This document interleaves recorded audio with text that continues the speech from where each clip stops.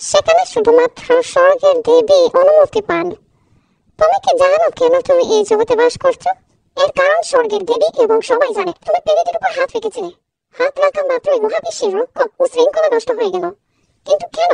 তখন আধারে আটকে পড়া অন্ধকারের রাজা জেগে উঠেছিল, যার কারণে আপনি অস্ট্রিয়ার কাছ থেকে শাস্তি পেয়েছেন। তাই আপনাকে মানুষের পৃথিবীতে পাঠানো হয়েছে এবং আপনি একজন মানুষ হিসেবে পুনর্জন্ম নিয়েছেন। এই রীতিতে ঘটে যাওয়া সকল স্মৃতি আপনি হারিয়ে ফেলেছেন।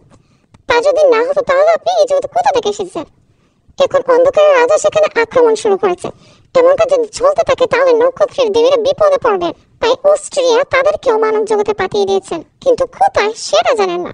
এখন আমাদের কি তাদেরকে খুঁজে বের করতে হবে। আমাকে অস্ট্রিয়া বলেছে তুমি আমাকে সাহায্য করবে, তাই আমি এখানে এসেছি।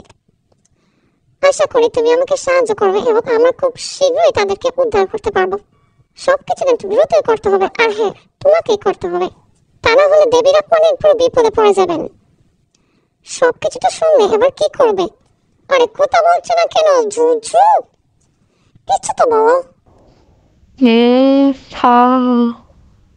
আমি জানি তুমি আমাকে সাহায্য করবে। ওকে, কিন্তু আমি তোমাকে কেন সাহায্য করব? কারণ সবকিছু আপনার ভুলের জন্যই হয়েছে।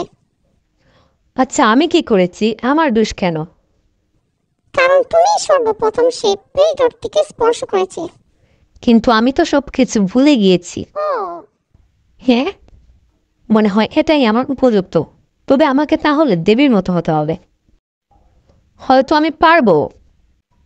তুমি কি বলো, আমি কি পারবো নাকি পারবো না?